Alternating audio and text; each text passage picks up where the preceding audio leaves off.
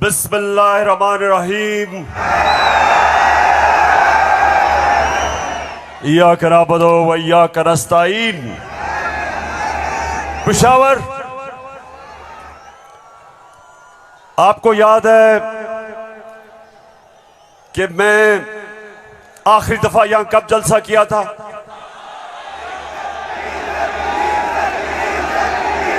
जब एक बैरूनी साजिश के तहत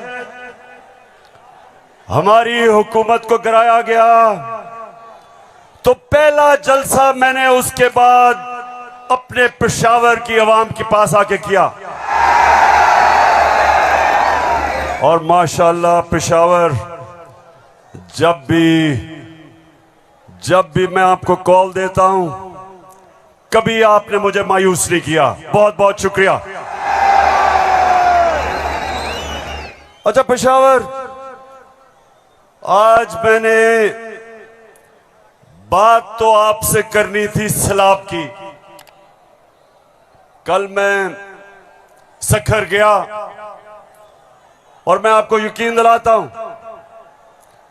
कि अल्लाह ने हमारे पाकिस्तानियों को, खास तौर पे सिंध, बलूचिस्तान, डीजी खान,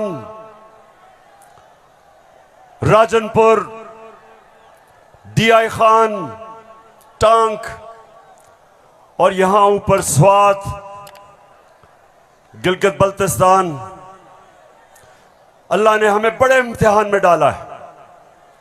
और सिंध में खास तौर पे मैं बात तो सिंध की करना चाहता था कि बहुत हमारे सिंध के पाकिस्तानी बड़ी मुश्किलों में हैं।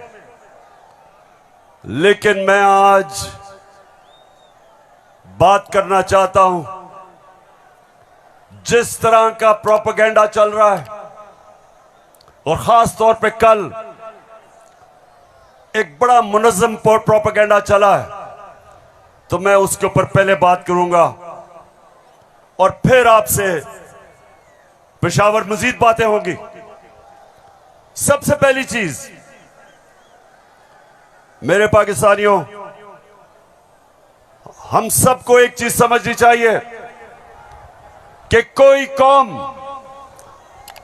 पेशावर, मेरी कोशिश ये है कि मेरा ये सारे जो नौजवान यहां खड़े हैं, मैं आपकी तरबियत भी करूं, आप में सियासी शऊर पैदा करूं, आपको समझाऊं कि हकीकी आजादी क्या है, आपको समझाऊं कि ला इलाहा इल्लल्लाह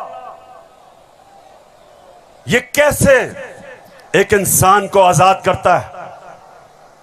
कैसे जब अल्लाह से आप दावा करते हैं कि अल्लाह तेरा सिवा कोई खुदा नहीं, तो आप अपनी वो जंजीरें तोड़ते हैं जो इंसान को जमीन पे रखता है, इंसान की परवाज रोकता है।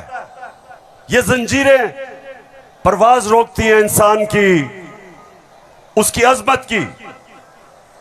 और मेरे नबी सल्लल्लाहु अलैहि वसल्लम ने मदीना में ला इलाहा इल्लल्लाह से इंसानों को आजाद कर दिया। छोटे इंसान बड़े इंसान बन गए।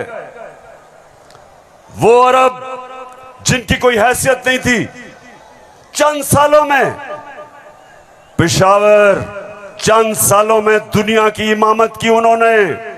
ये तारीख का हिस्सा है।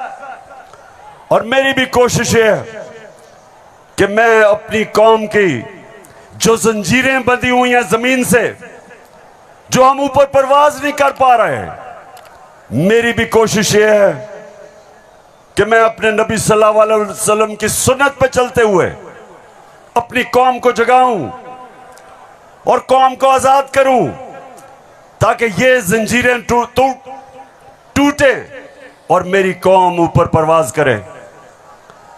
तो सबसे पहले ये जो प्रोपेगेंडा किया जा रहा है, ये जो चोरों का टोला एक अमरीकी साजिश के तहत इस मुल्क पर मुसल्लत किया गया, ये जो साजिशी टोला, ये जो इस मुल्क का 30 साल से खून चूस रहा था, आज हमारे ऊपर बिठाया गया हमारी बेहतरी के लिए नहीं, इस कौम को नीचा बनाने के लिए, कमजोर करने के लिए। और इसलिए मैं आपके पास आया हूं, दूसरी दफा आया हूं कि पेशावर, मैंने इंशाअल्लाह आपको अपनी हकीकी आजादी की तहरीक में शामिल करके पाकिस्तान को एक अज़ीम कौम बनाना है। जो इलामा इकबाल की ख्वाब थी, वो कौम जो कि इंशाअल्लाह वर्ल्ड लीडर्स बनाएगी, जो खुशहाल होगी, जिधर हरे पासपोर्ट की दुनिया इज्जत करेगी, जिधर जब, और इंशाअल्लाह एक दिन आएगा जब हमारे पाकिस्तानी पाकिस्तान से बाहर जाएंगे तो दुनिया कहेगी कि वो देखो पाकिस्तानी आ रहा है।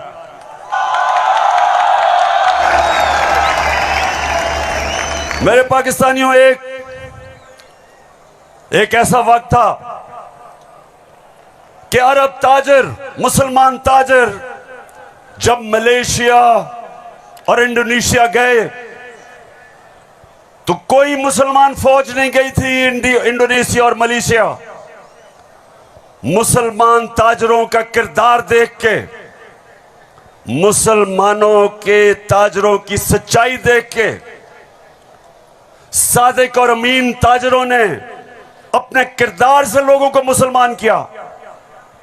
याद रखें, मुसलमानों ने फतह नहीं किया था मलेशिया और इंडोनेशिया, मुसलमानों का कैरेक्टर था जिसने फतह किया था। मैं वो चाहता हूं कि वो हमारे पाकिस्तानी बने कि जब आप दुनिया में जाएं तो लोग आपकी इज्जत करें, आपके पासपोर्ट की इज्जत करें। और वो कभी नहीं होगा जब तक आपके ऊपर ये चोर बैठे हुए हैं।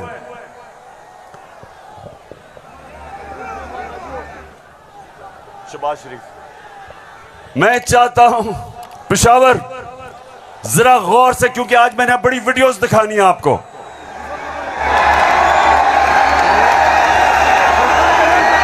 आज आप ये जलसा पूरी तरह आपकी तरबियत भी होगी और आप एंजॉय भी करेंगे। तो मैं जो आपको कह रहा था, फिर से मैं जो आपको कह रहा था कि मैं चाहता हूं कि मेरी कौम एक खुददार गैरतमंद कौम हो, क्योंकि ला इलाहा इल्लल्लाह इंसान को गैरत देता है। जो ला इलाहा इल्लल्लाह दिल में जिसके चले जाता है वो किसी झूठे खुदा के सामने नहीं झुकता। जो मैं चाहता हूं कि किस तरह की कौम मुझे चाहिए, और जरा ये देखें इंपोर्टेड क्राइम मिनिस्टर को। मैं सऊदी अरब से होके आया हूँ, मैं यूएई के होके, अभी मैं तुर्की होके आया हूँ। और मैंने उन भाइयों को कहा कि आप हमारे बड़े अजीम भाई हैं, हमेशा आपने हमारी मदद की। और मैंने यही कहा, जब मैं आया हूँ तो आप समझेंगे शायद ये मांगने आया है, मैं मांगने नहीं आया। मैं आया हूँ तो आप समझेंगे शायद ये मांगने आया है, मैं मांगने नहीं आया, लेकिन मजबूरी है। जिस तरह माजी में 75 साल में आपने हमारा हाथ बटाया है, कुछ अर्सा आप हाथ बटा। मैंने कहा मैं वादा करता हूँ कि इंशाअल्लाह हम पूरी कौम हम मिलकर दिन रात मेहनत करेंगे, पसीना कराएंगे, अपने पांव पे खड़े होंगे। क्यों पेशावर, सुन लिया? ऐसे आदमी को आप अपना प्राइम मिनिस्टर मानते हो?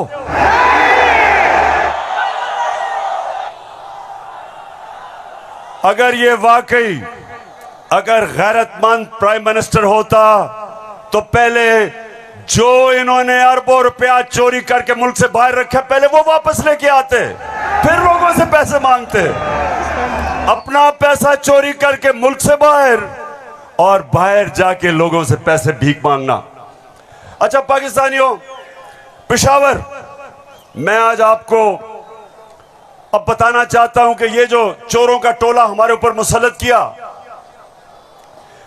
अब इनको पता चल गया है कि ये हमें हरा नहीं सकते। हाँ मुझे पता है, मुझे भी पता है कि फजल रहमान भी इनमें से एक है। अब ये जो थ्री स्टूजेस हैं, इनको पता है कि मैच खेल के तो ये अब ये जीत नहीं सकते। इनको पता है कि जब भी इलेक्शन हुआ इन्होंने हारना है। अब ये कर क्या रहे हैं? साजिशें कर रहे हैं। किसी तरह इमरान खान को डिस्क्वालीफाई करवाओ, केस बनाओ, कभी तोशाखाना, कभी वो इनका पालतू इलेक्शन कमीशन, कभी वो कोशिश कर रहे डिस्क्वालीफाई करने के लिए। अदालत के अंदर मुझे दहशतगर्द बना दिया पेशवारों वालों। दहशतगर्द आपके सामने खड़ा है। कोशिश है कि किसी तरह बस इमरान खान मैच ना खेले। ये वैसे ही है, जब हम छोटे थे क्रिकेट खेलते थे तो जब एक टीम हारने लगती थी वो विकेट उठा के ले जाती थी। अब ये यही कर रहे हैं, मैच खेल नहीं सकते, किसी ना किसी तरह बस इमरान खान को बाहर निकालो टीम से। दूसरी चीज, और ये उससे खतरनाक चीज कर रहे हैं, पेशावर ये कोशिश कर रहे हैं कि किसी तरह पाकिस्तान की सबसे बड़ी जमात, इसको किसी तरह पाकिस्तान की फौज से लड़ाया जाए। ये इनकी दूसरी कोशिश है। पहले डिस्क्वालीफाई करो और साथ साथ कोशिश करो कि पाकिस्तान की फौज के खिलाफ प्रोपेगेंडा करके लड़वाएं, और फिर पाकिस्तान की अदलिया के खिलाफ कि पाकिस्तान के अदारे किसी तरह तहरीक इंसाफ के खिलाफ हो और ये किसी तरह मैच जीत जाए। बस मैं आज आपको वीडियोस दिखाने लगा हूं, और मैं उससे पहले आपको बताऊं कि कोशिश इनकी क्या है। जो कुछ मैं कहता हूं, इनका प्रोपेगेंडा सेल बैठा हुआ है, वो हर चीज को मोड़ के कोशिश करता है कि या किसी तरह अदालत मेरे खिलाफ हो या किसी तरह फौज मेरे खिलाफ हो। अब मैंने क्या कहा था, मैंने अभी चंद रोज पहले क्या कहा, परसों मैंने क्या कहा, मैंने ये कहा कि फौज का जो आर्मी चीफ होता है उसको मेरिट पे सिलेक्शन होनी चाहिए।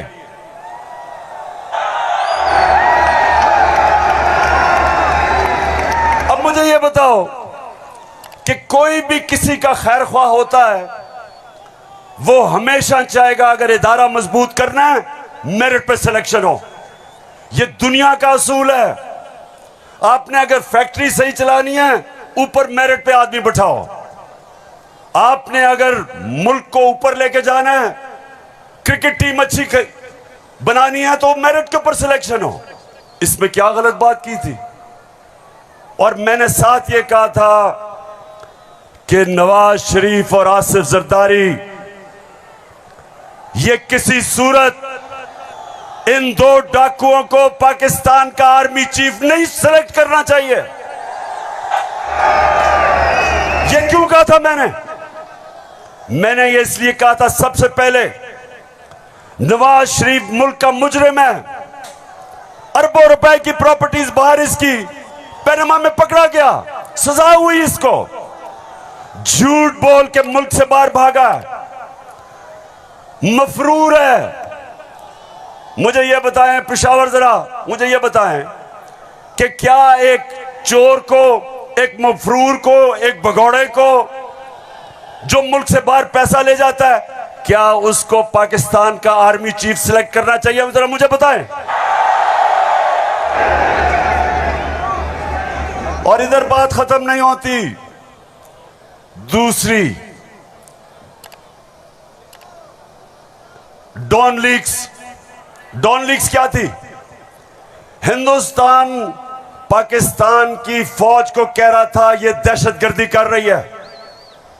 हिंदुस्तान उस वक्त के पाकिस्तान के सिपा सलार रहील शरीफ को कह रहा था ये दहशतगर्दों का सरदार है। और डॉन लीग्स में क्या चीज सामने आती है? बजाय नवाज शरीफ और नून लीग अपनी फौज के साथ खड़े हो, वो हिंदुस्तान को पैगाम पहुंचाते हैं कि जी हम कुछ नहीं कर रहे, फौज सब कुछ कर रही है। अपने से फौज को अलग कर लिया। काठमांडू में सार्क मीटिंग में बरका दत्त किताब में लिखती है कि नवाज शरीफ छुप छुप के नरेंद्र मोदी को मिल रहा था अपनी फौज से डर के।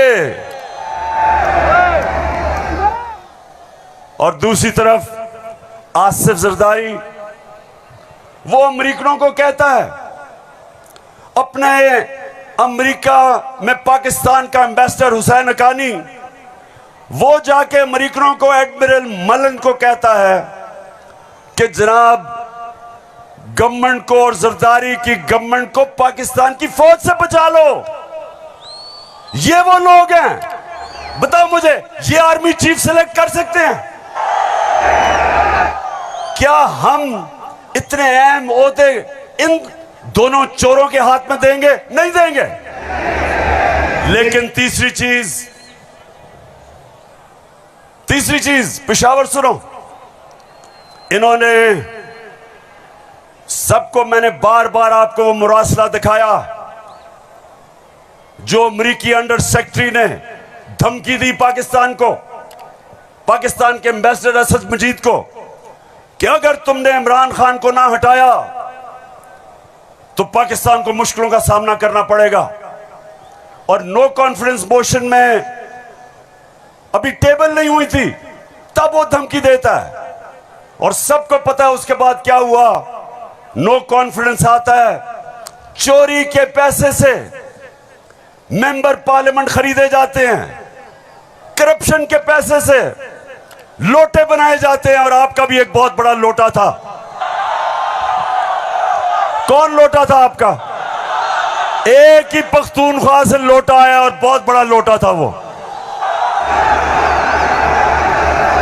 लोटों पे पैसा चलता है, लोटों पे नोट चलते हैं, और उसके बाद हमारी हुकूमत गिराई जाती है और इनको इंपोर्टेड हुकूमत ऊपर लगाई जाती है। और मेरा तीसरा सवाल है कि क्या वो लोग जो बाहर से मुसल्लत किए गए हैं, जिनके पैसे और दौलत बाहर पड़ी है, क्या उनको पाकिस्तान के आर्मी चीफ को अपॉइंट करना चाहिए? बताओ।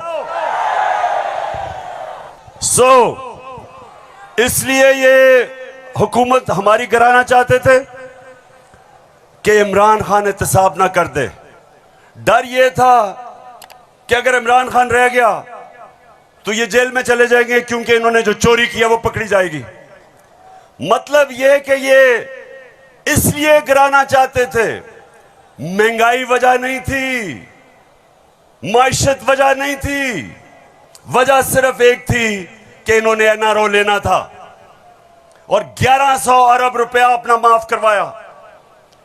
अब मैं ये चाहता हूं कि ये जो नून लीग प्रोपेगेंडा कर रही है कि इमरान खान फौज के खिलाफ है, जरा सुने कि इनके लीडर्स ने फौज के खिलाफ क्या बातें की। और मैं चाहता हूं मीडिया इसको दिखाए ताकि पता चले कि ये जो लोग आज इक्तदार में बैठे हैं और ये हर रोज प्रोपेगेंडा कि किसी तरह तहरीक इंसाफ और फौज की लड़ाई हो जाए, जरा ये सुने कि इन्होंने फौज के मुतालिक क्या बातें की थी। जनरल कमर जावेद बाजवा साहब, आपने हमारी अच्छी भली चलती हुकूमत को रुखसत करवाया। सुन लिया पेशावर, मैं इसलिए ये बता रहा हूं कि ये वो लोग हैं जो हमें कह रहे हैं कि हम अपनी फौज के खिलाफ है। फौज भी मेरी, मुल्क भी मेरा।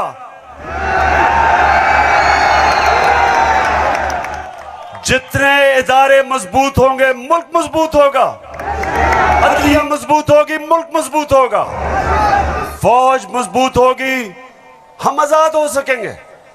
हम अपनी आजादी, हम किसी के सामने झुकेंगे नहीं। कोई मुल्क हमें फतह नहीं करेगा जिस तरह सारी मुसलमान दुनिया में आज अजाब आया हुआ है। सोमालिया से लेके, लिबिया से लेके, सीरिया से लेके सारी मुसलमान, अफगानिस्तान में क्या हुआ, यमन में, सारी मुसलमान दुनिया में किस तरह का अजाब आया। और हम वो पाकिस्तान है जो एक मजबूत फौज की वजह से बचे हुए हैं। तो नून लीग वाले ये समझ जाओ कि हम वो लोग हैं जो इस मुल्क के इदारे मजबूत करेंगे।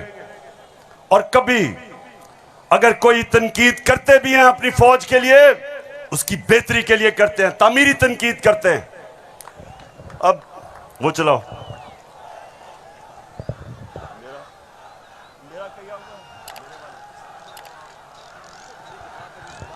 ये बड़ा इंपॉर्टेंट है, मैं अपनी सारी कौम के सामने कहना चाहता हूं। देखिए, एक तो जो फौज का इदारा है, कभी इसके खिलाफ बात ना करें, क्योंकि फौज एक ऐसी चीज है जो अगर हमारी फौज ना होती तो ये मुल्क में नहीं रहना था। इमरान खान से ज्यादा इस मुल्क को जरूरत पाकिस्तानी फौज की है और हमें हमेशा इस इदारे को इसकी मजबूती के लिए हमें बात करनी चाहिए। और हमारे जो दुश्मन है वो मुसलसल इसको अटैक करते हैं, बल्कि ये दोनों जो prime minister, ex prime minister और प्रेसिडेंट, वो जरदारी और नवाज शरीफ, इन दोनों ने अपनी फौज को अंडरमाइन करने की कोशिश की है। ये जब गवर्नमेंट में भी थे इन्होंने अंडरमाइन किया उसको। इन्होंने गवर्नमेंट में रहते हुए वो डॉन लीग्स क्या थी, डॉन लीग्स वो हिंदुस्तान के साथ कह रहे थे कि जी हमारी फौज की वजह से हम दोस्ती नहीं हो रही। और जो मेमो गेट था वो क्या था, वो अमेरिकनों को कह रहा था जरदारी अपने हुसैन खानी के जरिए। जी शुक्रिया। मैं इसलिए आपके सामने ये रख रहा हूं कि ये मैं आज से नहीं कह रहा, ये मैं हमेशा समझता हूं। और आज तो है ही 6 सितंबर। पेशावर मुझे अभी भी 6 सितंबर याद है। मैं उस वक्त स्कूल में था और मुझे याद है जब के लाहौर में के पास हिंदुस्तान की फौज आई और जो वहां जिस तरह की हमारे घरों में बमबारी की आवाज आ रही थी, तो मुझे तो बड़ी अच्छी तरह 6 सितंबर याद है। और मुझे यह भी याद है कि सारी कौम तब खड़ी थी अपनी फौज के साथ। अब दूसरी चीज मैं ये चाहता हूं कि आप सब देखें कि जुडिशरी के खिलाफ ये नून लीग ने पाकिस्तान की अदलिया के खिलाफ क्या बातें की हैं, जरा ये जरूर देखें, फिर मैं आप अगली बात करता हूं। इस तरह बेंच फिक्सिंग भी एक जो इस पे भी सो मोटो। फजल रहमान देख ले कितना गुस्सा चढ़ा हुआ है इसको। सारे फैसले एक ही जज करेगा, जैसे लगता है कि उसका जज नहीं है, उसकी पार्टी का रुकन हो। जब बेंच बना तब से लेकर आज तक के फैसले तक इंसाफ होता हुआ नजर नहीं आ रहा था। अपने एक शख्स की वजह से आज आइन की तशरीह को में फर्क डाला जा रहा है। अपनी मर्जी से आइन की तशरीह की जा रही है। फुल कोर्ट इसलिए नहीं बनाया गया कि अगर फुल कोर्ट बन जाती तो आज का फैसला मुख्तलिफ होता। मौजूदा बेंच है उसमें जो मुअज़्ज़ज़ जज साहबान बैठे हैं, उन जज साहबान का हमारे मतलब जो उनके ख्यालात हैं उनसे भी कोई ना वाकिफ नहीं है, ना हम ना वाकिफ हैं। और उसके बाद हर वो केस जिसका फैसला हमारे खिलाफ आना हो उस बेंच का जो है वो वही हिस्सा होते हैं। और अब तो ये बात पहले से जो है वो प्रिडिक्ट होने लगी है। जो सहाफ़ी वहाँ सुप्रीम कोर्ट की कार्रवाई को कवर करते हैं तो वो पहले से जब बेंच बनता है या कोई केस जाता है तो वो पहले से बता देते हैं कि इसके ऊपर फलां बेंच बनेगा। अगर कुछ लोग गैर जानिबदार नहीं होंगे, अगर इसके सहूलतकार पीछे नहीं हटेंगे तो हमें बता दें मुल्क कौन चलाएगा। सुप्रीम कोर्ट के जजेस ने पीछे बेंड करके अपने आप को कभी इधर कि नहीं, शायद उनको समझ नहीं आई, शायद उनके तरफ पैगाम नहीं पहुंचा, वगैरह वगैरह वगैरह करके इनको हाथ नहीं लगाया इनको। तो मतलब ये है कि इनको कौन सी दीवार पे लगाया।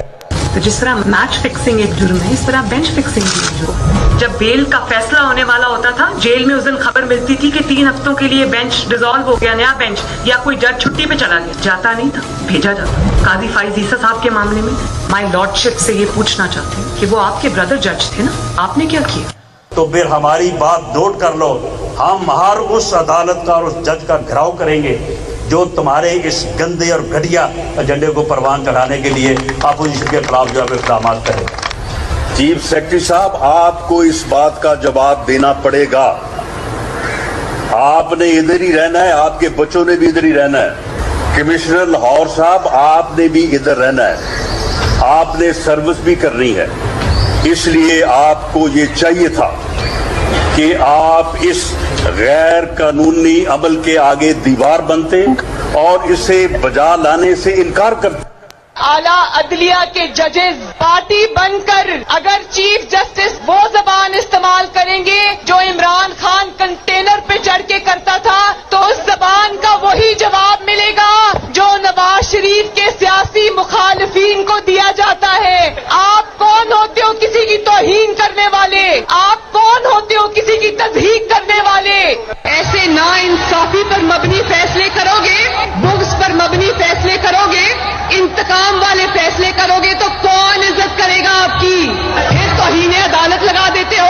5 मेंबर बेंच ने सियासी पार्टी बना दिया पूरी अदलिया को और उसको मुस्लिम लीग नून के सामने ला के खड़ा कर दिया। क्या बताओ, मुल्क की सबसे बड़ी अदालत की इससे भी बड़ी तौहीन हो सकती है कोई? हम आपकी इज्जत करना चाहते हैं, आप भी तो अपनी इज्जत करवाओ। तो जस्टिस अजमत सईद साहब जो है उनको कौन नहीं जानता, पर्सनली जाती तौर पे असरअंदाज होकर उन्होंने JIT बनवाई। बदनाम जमाना JIT को आज तक व्हाट्सएप। मैं सिर्फ आपको ये थोड़ा सा सैंपल दिखा रहा हूं कि किस तरह का ये अपने पाकिस्तान की अदलिया के खिलाफ क्या जबान इस्तेमाल की गई है। और मैं अपना आपको बता दूं, आज से 26 साल पहले जब मैंने सियासत शुरू की तो उसको इंसाफ की तहरीक का, आजाद अदलिया के लिए सबसे पहले हम खड़े हुए। जेल में वाहिद सियासी लीडर था जो आजाद अदलिया के लिए जेल में गया। 2008 की इलेक्शन बॉयकॉट की अपनी अदलिया के लिए। उसके बाद जब हम इक्तदार में आए तो इस्लामाबाद में 50 साल के बाद पहली दफा जुडिशल कॉम्प्लेक्स बनाया अपने जजेस के लिए। मैं ये इसलिए आपको कह रहा हूं कि जो कानून की बालादस्ती, रूल ऑफ लॉ, कोई माशरा आगे नहीं बढ़ सकता जब तक वहां इंसाफ नहीं होता, और इंसाफ देती है अदलिया। इसलिए हमने हमेशा अपनी अदलिया की इज्जत की है। ये जो नून लीग के लोग हैं जो आज जिस तरह की जबान इस्तेमाल कर रहे हैं, सोशल मीडिया पे अटैक कर रहे हैं इस्लामाबाद के चीफ जस्टिस को, ये कभी, मैं आपको ये बता रहा हूं कि मैंने कभी अपनी पार्टी को इजाजत नहीं दी कि अदलिया को अटैक करे, क्योंकि आखिर में इंसाफ होगा तो मुल्क में खुशहाली आएगी, और इंसाफ अदलिया देती है। मुझे बड़ा जनाब इन्होंने कहा कि देखें इमरान खान ने कोई बड़ी गलत जबान इस्तेमाल कर दी। मैं आप सबके सामने आज ये कहना चाहता हूं कि मैं अपनी अदलिया की इज्जत करता हूं, लोअर कोर्ट्स की इज्जत करता हूं, वो लोअर कोर्ट्स जो आम इंसानों की खिदमत करते हैं। और मुश्किल हालात में अगर एक मैजिस्ट्रेट ज़ेबा के खिलाफ ऐसे लगा कि मैंने कोई सख्त जबान इस्तेमाल की, उसकी वजह थी मैं शहबाज गिल को देख रहा था, उसके ऊपर तशद्दुद हुआ, उसको जिसको कहते हैं कस्टोडियल टॉर्चर, उसको हवालात में बंद करके तशद्दुद किया गया, नंगा किया गया। और उसकी जब हमने देखा उसके हालात और उसके ऊपर प्रेशर डाला गया कि मेरे खिलाफ स्टेटमेंट दे, मेरे ही उसके ऊपर अगर ज्यादा ऐसे लगा सख्त स्टेटमेंट है, ये मेरा मकसद नहीं था। कभी मैं ये नहीं समझ सकता कि मैं किसी जज को धमकी दूं, लेकिन मैं आज सबको ये कहना चाहता हूं कि इस मुल्क में जब तक इदारे मजबूत और ताकतवर नहीं होंगे, मुल्क ऊपर नहीं आएगा। आज अगर मगरिब के अंदर खुशहाली है तो वहां इंसाफ है। जितना ज्यादा इंसाफ और कानून की बालादस्ती, उतना खुशहाल माशरा। तो मेरी तो पहले दिन से यह स्ट्रगल है। तो पेशावर सबको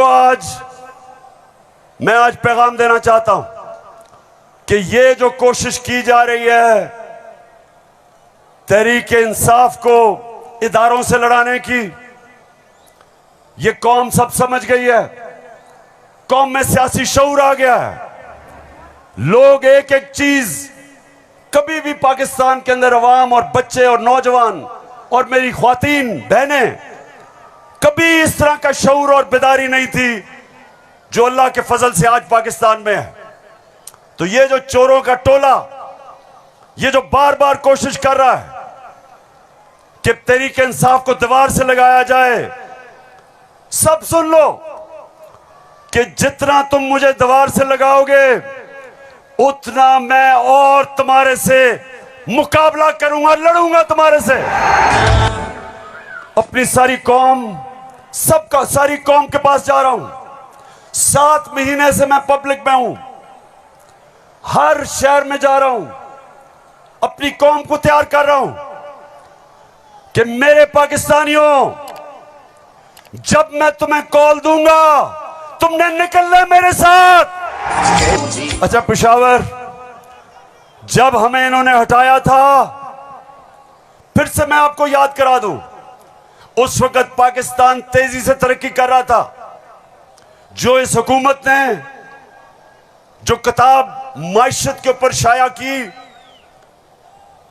जिसको कहते हैं इकोनॉमिक सर्वे ऑफ पाकिस्तान, उसके अंदर पाकिस्तान 17 साल के बाद सबसे तेजी से हमारी माइशत ऊपर जा रही थी।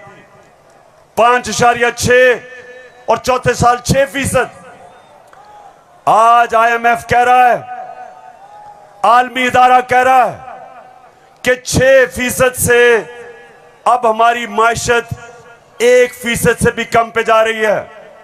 यानी माइशत सुकड़ रही है, बेरोजगारी बढ़ रही है, फैक्ट्रियां बंद हो रही हैं। किसान जिसने रिकॉर्ड पैदावार की थी, उसकी पैदावार नीचे जा रही है, क्योंकि बिजली और फजलुर रहमान की कीमत ऊपर चली गई है। ट्यूबवेल के लिए जो डीजल चाहिए वो महंगा हो गया। बिजली, अच्छा, बिजली के बिल जिन जिन के पास आए हैं, जरा मुझे हाथ खड़े करके बताएं, कभी पाकिस्तान की तारीख में इतनी महंगी बिजली नहीं थी।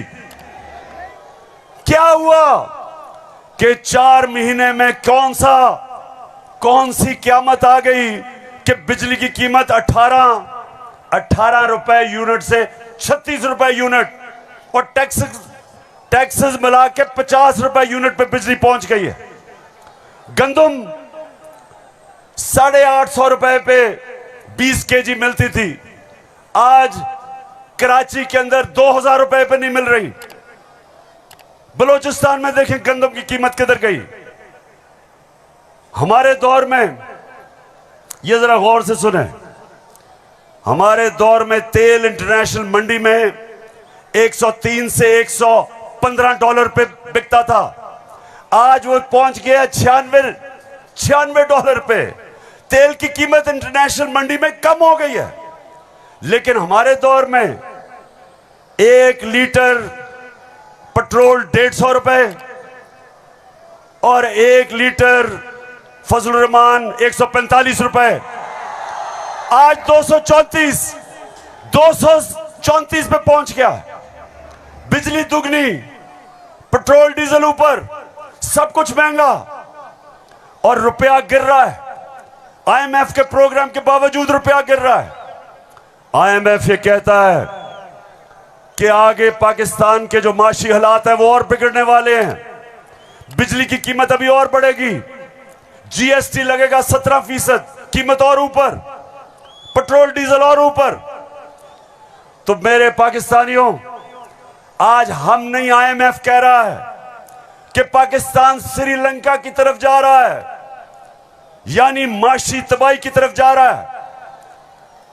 तो सवाल आज ये है कि वो कौन थे, वो कौन मुजरिम थे, कौन इस कौम के गद्दार थे जिन्होंने बैरूनी साजिश का हिस्सा बन के इस मुल्क में आपकी हुकूमत कराई और इन चोरों को लेके आए।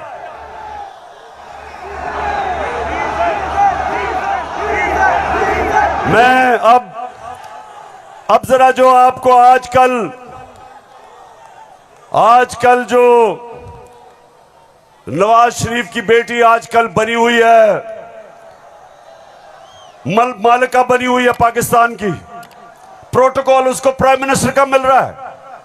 जरा मैं सारी कौम के सामने बताना चाहता हूं कि इसका सबसे बड़ा मसला यह है कि इससे सच नहीं बोला जाता। ये आज से 10 साल पहले मैंने पूछा कि बताएं आपने आमदनी तो अपनी दिखाई नहीं, तो ये अरबों रुपए की बर्तानिया के सबसे महंगे शहर लंदन के सबसे महंगे इलाके में आपने अरबों रुपए की प्रॉपर्टी कैसे ली? लंदन तो छोड़े, मेरी पाकिस्तान में भी कोई प्रॉपर्टी नहीं है। मेरे तो बहुत बुरे हालात हैं। अब मरियम बीबी को नहीं पता था कि एक इंटरनेशनल इंकशाफ होता है, पैनामा पेपर्स। दुनिया में जो सीक्रेट डॉक्यूमेंट्स हैं वो लीक हो जाती हैं। बड़े बड़े दुनिया में प्राइम मिनिस्टर और वजीर सब पकड़े जाते हैं, उसमें हमारे शरीफ खानदान भी फंस जाता है। नवाज शरीफ, मरियम नवाज, हसन नवाज और हुसैन नवाज के बैरून मुल्क खुफिया असासों का इंकशाफ।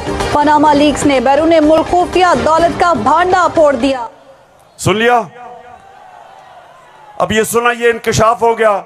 जब इंकशाफ हुआ तो मरियम के भाई हुसैन शरीफ क्या कहते हैं, ये जरा सुन लें।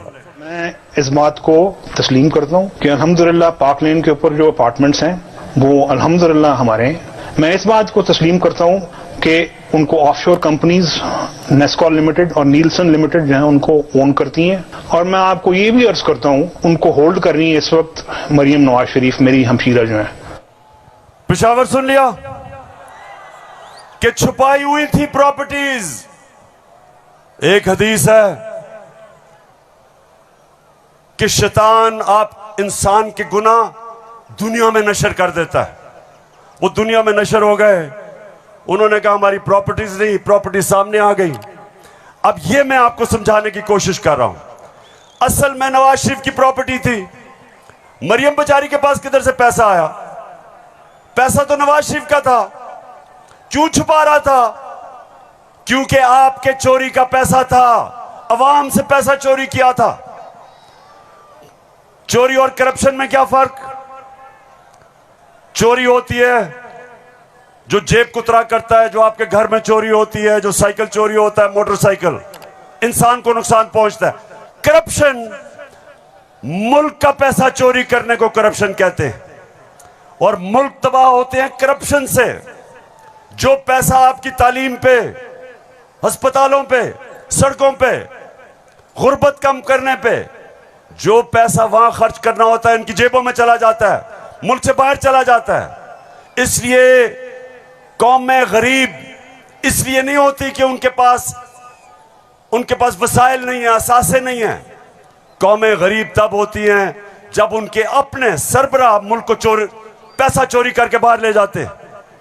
तो ये जो आज हमारे ऊपर मुसल्लत किए हुए हैं, सारी कौम तैयार हो जाए। मैं कभी इनको कबूल नहीं करूंगा, मैं कभी इनकी गुलामी कबूल नहीं करूंगा। हाथ खड़ा करके बताओ आप तैयार हो जब मैं आपको कॉल दूंगा?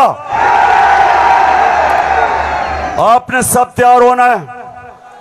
जिस तरह मैं आपको कह रहा हूं, कहता रहा हूं, मैं हूं आपका कप्तान और आप मेरी टीम हो। और ये वर्ल्ड कप हमने पाकिस्तान की हकीकी आजादी के लिए जीतना है। एक अजीम मुल्क बनाना है पाकिस्तान को। हमेशा आजाद मुल्क ऊपर जाते हैं, गुलाम मुल्कों की परवाज नहीं होती। हम ये नहीं चाहते कि हम किसी दुनिया के मुल्क से लड़ाई करें। हम अमेरिका को मैं बार बार कहूं कि अमेरिका, हम अमन में आपके साथ हैं, किसी जंग में हम आपके साथ नहीं हैं। हम दोस्ती चाहते हैं, लेकिन हम किसी सूरत आपकी गुलामी नहीं चाहते। हम अपनी जमीन नहीं इस्तेमाल होने देना चाहते किसी और लड़ाई के अंदर। हम नहीं चाहते कि हमारी जमीन इस्तेमाल हो किसी भी दुनिया के मुल्क के ऊपर आप किसी किस्म की जारियाना कार्रवाई करें। हम ये नहीं चाहते। हम फिर से कहते हैं, हम अमन में सबके साथ हैं। जब भी मैं आपको कॉल देता हूं, कभी आपने मुझे मायूस नहीं किया। बहुत बहुत शुक्रिया।